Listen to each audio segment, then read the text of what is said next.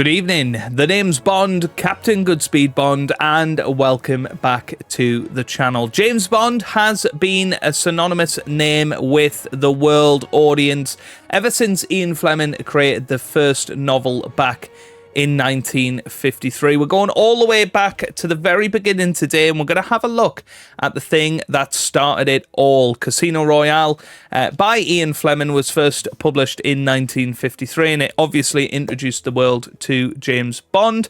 A couple of years ago, I did start a project to read all of these Ian Fleming novels, and spoiler alert, thoroughly enjoyed Casino Royale. And not so much with Live and Let Die, but we'll get on to that in another episode. But how does this hold up today? Let's dive into the thrilling world of espionage, high-stakes gambling, and of course, martinis. So let's set the stage. Casino Royale was Ian Fleming's debut novel, written at his Jamaican retreat, Goldeneye. Fleming, a former naval intelligence officer, poured his knowledge of espionage, gambling, and Cold War tensions into the book. The result? A gritty, fast-paced thriller that would give birth to one of the most enduring literary and cinematic icons of all time. The story follows British secret agent James Bond, assigned to bankrupt a Soviet operative, Le Chiffre, at the casino in Royale, France. Le Chiffre, a financier for Smersh, the Soviet counterintelligence agency, has been gambling with funds that aren't his. If he fails to recoup the money, he will likely be assassinated by his own employers. Bond's mission? Beat him at baccarat, force him into financial ruin, and let his own people deal with him. Bond is backed by Mathis, a French intelligence operative, and Vesper Lind, an MI6 agent posing as his assistant. The tension escalates as Bond faces multiple assassination attempts, including an attempted bomb attack and later a fight with two gunmen. But the real battle happens at the casino table. Bond initially loses a large sum, but with the unexpected financial backing of CIA agent Felix Leiter, he returns and ultimately cleans Le Chiffre out.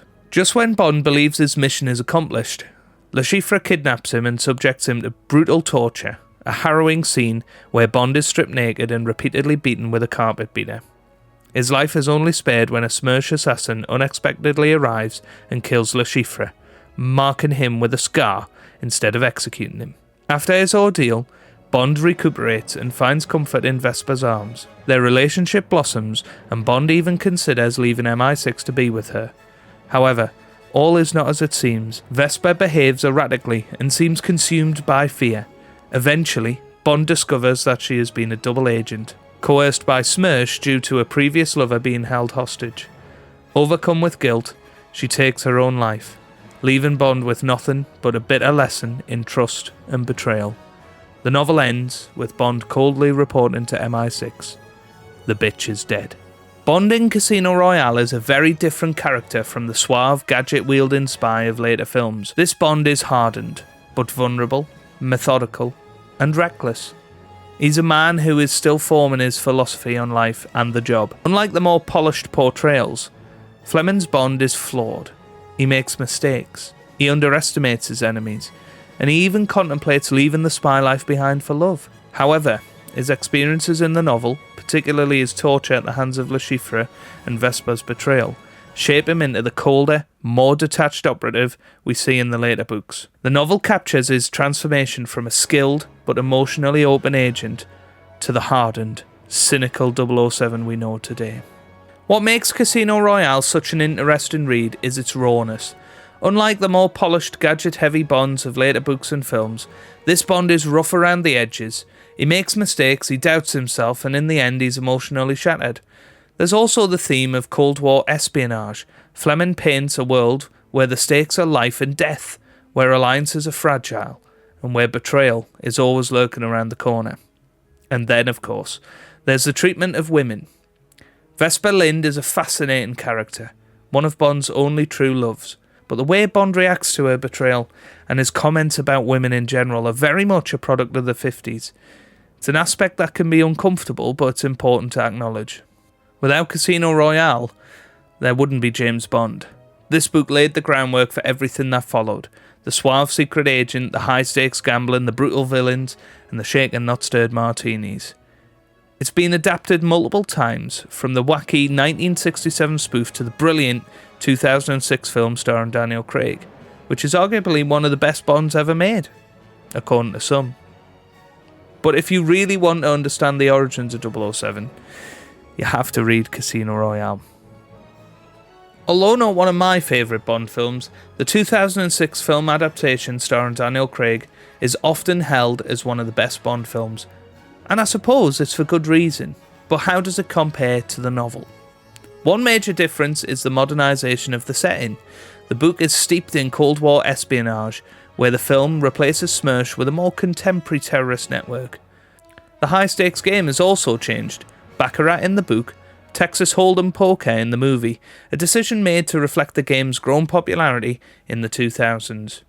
Another significant change is the action. While the novel has its share of suspense and violence, the film amplifies it with intense parkour chases, brutal fight sequences, and larger-than-life action set pieces.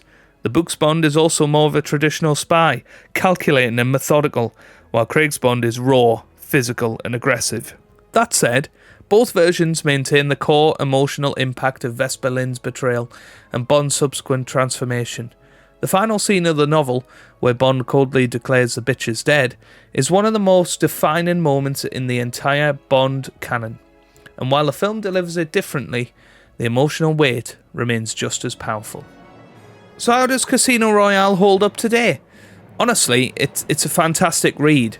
It's tense, well-paced, and provides a fascinating look at the early days of Bond. Some elements do certainly feel dated, but as a piece of espionage fiction, it's incredibly compelling. It only took a few days for me to read, and I'm not a passionate reader of anything, so it was amazing to pick this up, enjoy it straight away, and just not put it down. If I had to give it a rating, I'd say probably 8.5, 9 out of 10. A must-read for any Bond fan and a great starting point for anyone interested in classic spy novels.